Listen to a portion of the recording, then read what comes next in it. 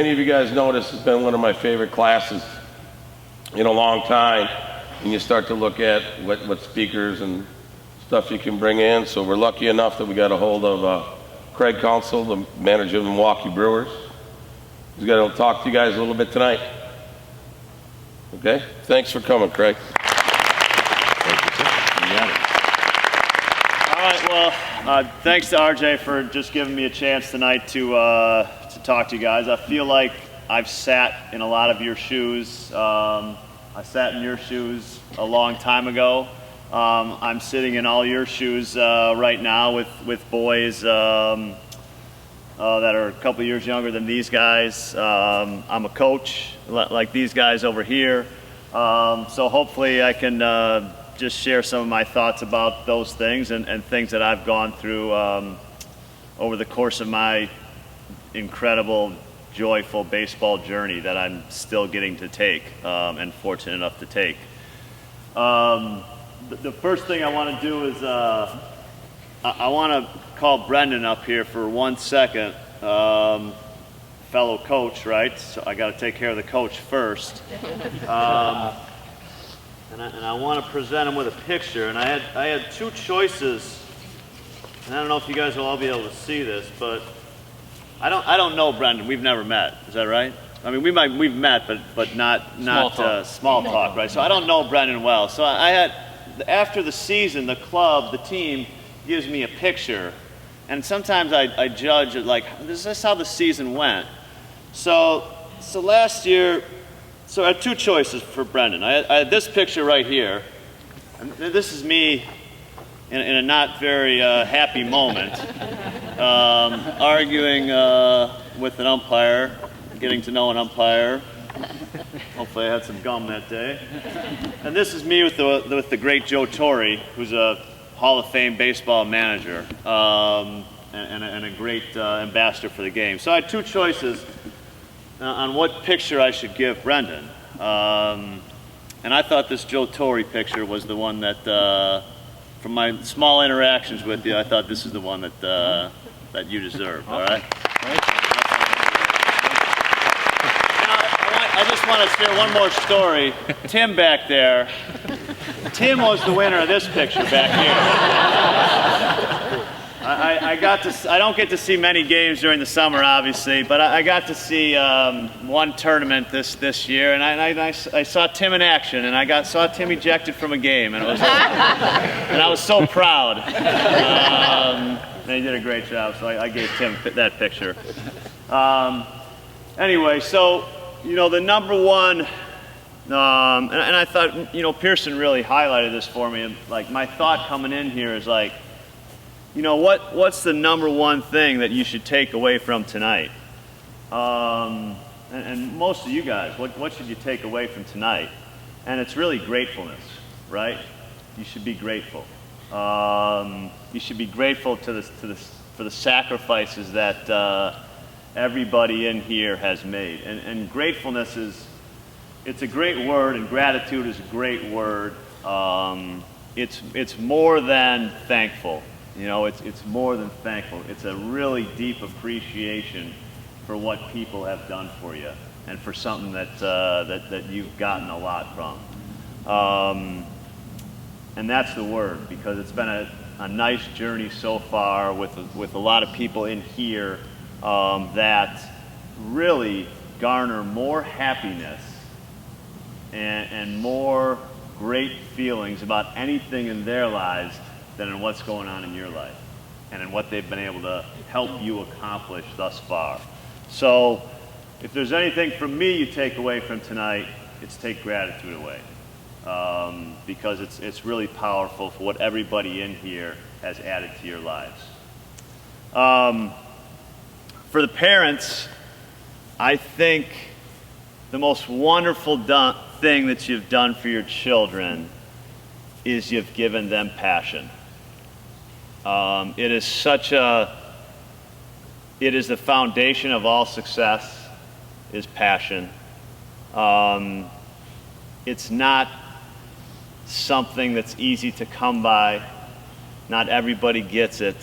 It's a seed that has to be watered.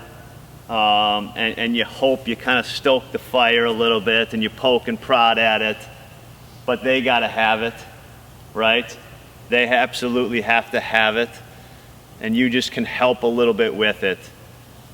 And you should be all so proud that they've exhibited that, because like Pearson said, the showing up on Saturday mornings, you know, I know you guys got choices, and that's a tough choice to make every early Saturday morning. The long practices on Sunday, the interesting hotels you guys stay in, right? The road trips on the buses and the vans, which seem hard but are actually the greatest thing you'll ever do. And you guys have made some great choices, and it's because you're passionate about the great game of baseball. That's why you've made those choices.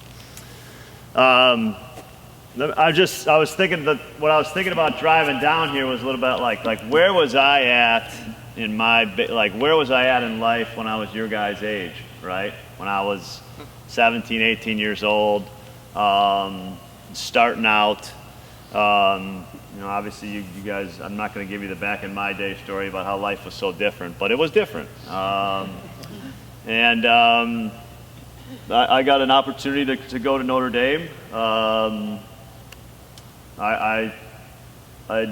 We didn't have the showcases and the tournaments, and I begged the coach to come see me play or see me work out. My dad worked for the Brewers in the front office.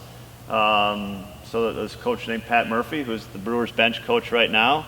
I got him to drive up. He was the coach at Notre Dame. I got him to drive up to Milwaukee. My dad did, actually. And he saw myself and Sal Bando Jr. work out at County Stadium for like a half an hour. And fortunately, that was either that was good enough or they were doing somebody a favor and they let me into Notre Dame with a $750 scholarship, which my mom still complains about, that I didn't get enough of scholarship, which is classic mom, right? But then it was a door, you know, it was just a door opened, and it was a small door open. It was a really small door. I didn't have any idea what I was getting into. I was a really small kid. I was really weak. I didn't know anything. I hadn't touched weights yet. I didn't really know anything about it. I just had passion. It's the only thing I had.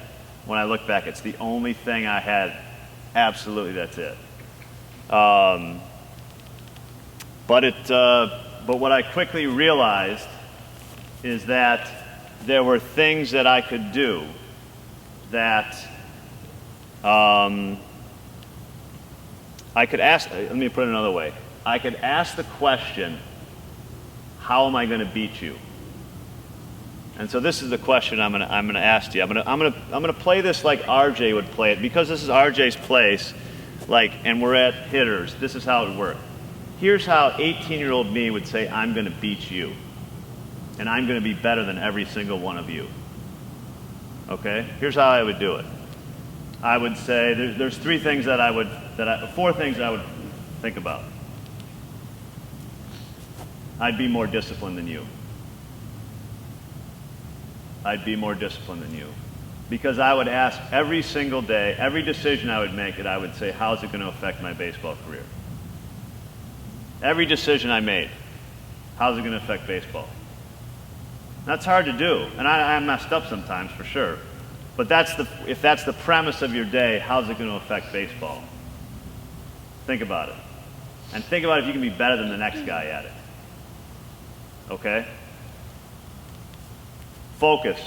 I would crush you guys at practice, because I would be more focused at practice on every drill, on what other people were doing, on how the other guy was doing his job. I'd beat you there. Easy. Okay? How would a loss affect me? Or how would a failure affect me? Right? Because I think that's one of the biggest things. That's the old, get hit in the face. What happens when you get hit in the face? Because Because that's what, when you get to the next place you're going to get hit in the face. And you're going to say, man, I don't know anymore, right? Probably happened a little bit already, but it's going to happen again, like pretty quickly, next fall. And a lot of guys go, oh, I don't like that, right? Man, I don't like how that feels. You got to ask yourself when that happens, how's it going to feel, right? And how are you going to get past it? Because it's definitely going to happen. Then the last thing is the concept of, like, just think about whatever's going on, however you are processing everything. The thought of this all is like the only thing that really matters. And I've told this to kids from Oregon State, the kids that just got drafted, kids at Arizona State. I said, the only thing that matters is where my next game is. Like, that's all that matters. Where's my next game? That's all I care about. I don't care about anything else that's going on. Where's my next game? Right? Because I just want to play and I want to beat you. And if you can block out all the other stuff that's going around, that happens around your career, and all these decisions that you have to make, and all the decisions your mom and dad are helping you make, and RJ's helping you make, where's my next game? Right? It like strips it all away, and while everybody else is dealing with all that noise and getting distracted, you're just worried about where your next game is. Right? And when you can simplify that and make it really easy like that, I think you got a good chance to beat the next guy. You really do. That is how you beat the next guy. Oh, well, the other one I was going to talk about. This is a big one for me. Talent, okay? You're going to run into a lot of kids that are really talented. Guess what? There are so few players. There are like literally a handful of players in this world that are so talented that they can do whatever they want and still play in the big leagues. Everybody else, and I'm talking about there's like 100. There's like 100 people in the world that are so talented that no matter what they do, they're going to play in the big leagues. Everybody else, all this stuff that I just talked about, that he just talked about, is the stuff that matters for everybody else. Right? And that's why, like, this stuff matters so much. And the stuff that he talked about, that's why it matters so much. Because however talented you think you are, this other stuff beats it. It crushes it. Easy. Every single day, in every single example, it crushes it. All right? So, that's my story. That's what I hope you guys remember from it. Remember gratitude first, all right? Remember gratitude first, because that's what tonight's about. It's about gratitude for everything that all these special people out here have done for you, all right? Thank you. Thank you to RJ. I'm speaking tomorrow night at a charity dinner for 600 people. So this was like batting practice for me. And I'm talking about reading. A lot harder topic to talk about than baseball and the baseball journey. But I appreciate it. Thank you to RJ. You guys have a wonderful night, and congratulations to you guys. You've done a wonderful thing.